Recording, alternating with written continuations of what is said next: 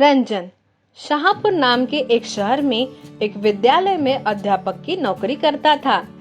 रंजन पहले से ही पढ़ाई में ज्यादा रुचि रखता और पढ़ाई के दौरान भी महिलाओं से ज्यादा घुलता मिलता नहीं था, लेकिन एक अपनी निजी जीवन में महिलाओं की उसने एक अलग छवि बनाई रखी थी।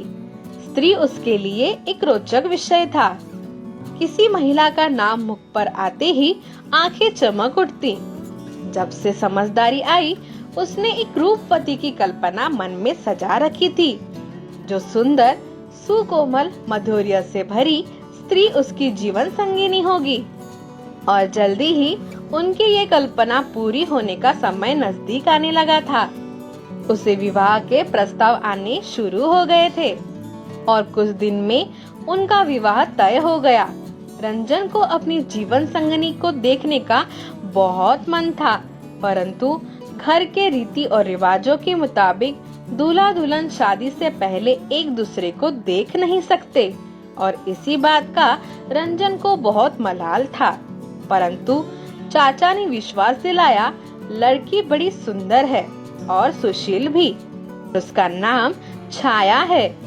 चाचा जी छाया को खुद देखकर आए थे और रंजन को सिर्फ फोटो देखकर ही संतोष करना पड़ा। फोटो में लड़की सुंदर लग रही थी। रंजन ने सोचा, अब कुछ दिन बाद तो शादी हो जाएगी, तब अच्छे से देख लूंगा। इतना भी अधीर नहीं होना चाहिए। और फिर कुछ ही दिनों में रंजन और छाया की शादी हो जाती है। रंजन छाया से बात करने के लिए अधीर था, लेकिन थकान के कारण छाया जल्दी ही सो गई। दूसरे दिन सूर्योदय हुआ और सुबह सुबह छाया चाय की प्याली लेकर रंजन के कमरे में आ गई और उसे जगाया। रंजन की आँख खुली और उसकी निगाह छाया पर पड़ी और देखते ही रंजन की आंखें फटी की फटी रह गई। घृणा, क्रोध और निराशा का जैसे तूफान उसके मन में चलने लगा। जिस जीवन संगिनी की बरसों से कल्पना कर रखी थी, वो ये बिल्कुल नहीं थी। यहाँ तो फूले गालों और सांवली काया वाली कुरूप लड़की थी।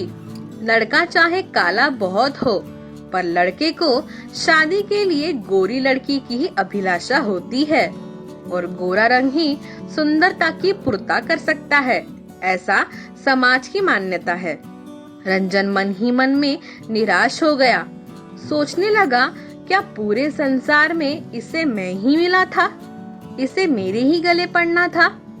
ये सोच सोच कर उसे चाचा पर अधिक क्रोध आ रहा था, जिसने उसके तारीफों के पुल बांधे थे। रंजन मन ही मन सोचने लगा, अब इसके साथ मैं कैसे बात करूंगा, कैसे अपनी जिंदगी व्यतीत करूंगा। छाया को उम्मीद होती है कि रंजन उसे कुछ कहेगा, पर वो कुछ नहीं कहता। ऐसी ही जिंदगी धीरे धीरे आगे बढ़ती है और एक दिन छाया रंजन से कहती है, ए जी सुनते हो, क्या मैं आपसे कुछ बात कर सकती हूँ? हाँ बोलो, क्या बात है? आज शादी को 6 महीने हो गए हैं और अब भी आप मुझसे रूखे रूखे से रहते हो। मुझसे ज्यादा बात भी नहीं करते और कहीं ले जाने से परहेज करते हो। मैं जानती हूँ मैं दूसरी लड़कियों जितनी सुंदर नहीं हूँ। अगर मुझसे कोई शिकायत है तो बिना सोचे कह सकते हो। अगर आप चाहते हो मैं खुद में कुछ बदलाव लाऊं, मैं वो भी कर सकती हूँ। अब आप ही मेरी दुनिया हो। मैं आपको ऐसे खुद में घुटते हुए नहीं देख सकती। छाया, ऐसा कुछ नहीं है। बस मैं अपने काम को लेकर थोड़ा तनाव में रहता हूँ, और कुछ नहीं।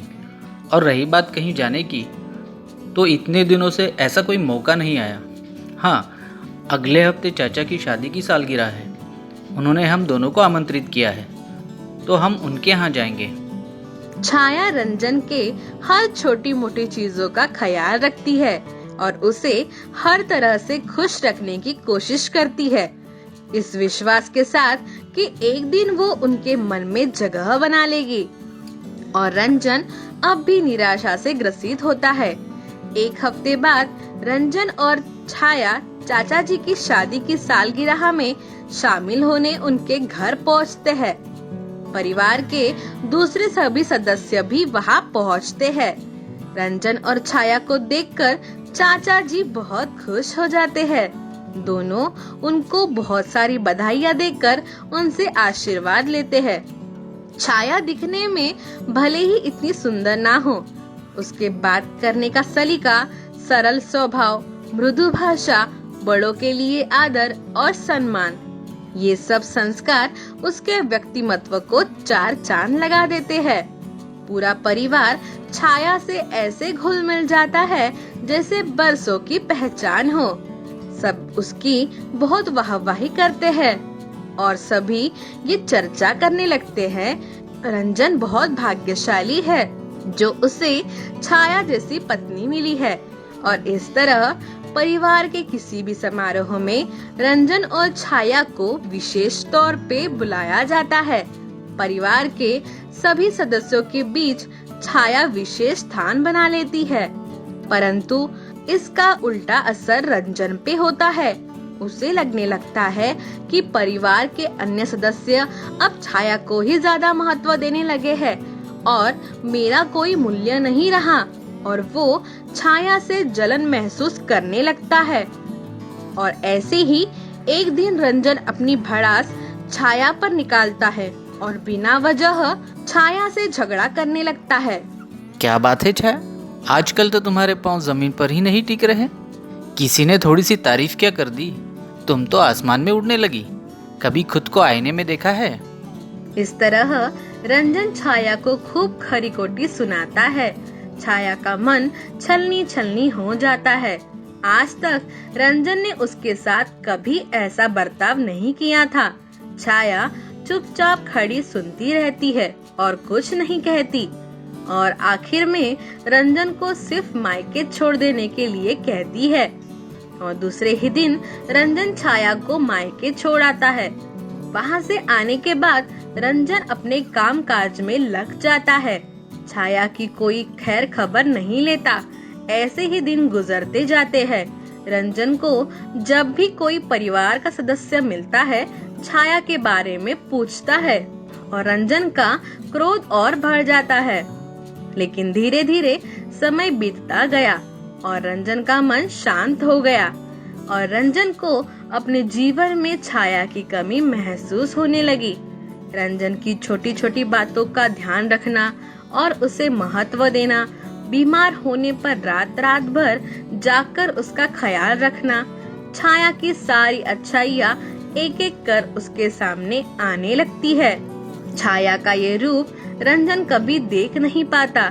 इस रूप में वो दुनिया की सबसे सुंदर लड़की प्रतीत होती है।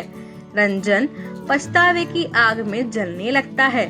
वो रात बिना नींद लिए गुजार देता है और सुबह जल्दी उठकर छाया से मिलने उसके मायके निकल पड़ता है। ससुराल पहुंचते ही दरवाजे पे सास उदास बैठते मिलती है और रंजन पूछता है, माँ जी, छाया कहाँ है? बेटा खुद ही देख लो, जब से मायके आई है अब ना क्या हाल बना लिया है। ना किसी से बात करती है, ना ठीक से खाना खाती है, अपने आप में ही खोई रहती है। पूछने पर कुछ बताती भी नहीं है, जैसे जिंदा मूर्त बन गई हो।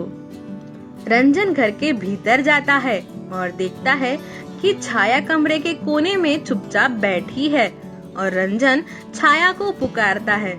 छाया ऐसे चहक उठती है जैसे बरसों की नींद से जाग उठी हो। उसकी नजरें जैसे रंजन का ही इंतजार कर रही हो, और फिर रंजन छाया से कहता है, छाया, मुझे माफ़ कर दो। मैंने तुम्हारे साथ बहुत ज्यादती की।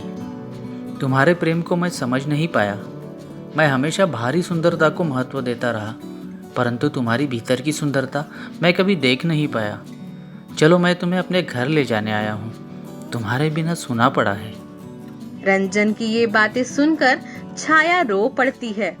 उतने में ही चाचा जी भी वहाँ पहुँच जाते हैं और रंजन से कहते हैं, बेटा, तुम्हारे लिए मैंने छाया को ऐसे ही नहीं चुना।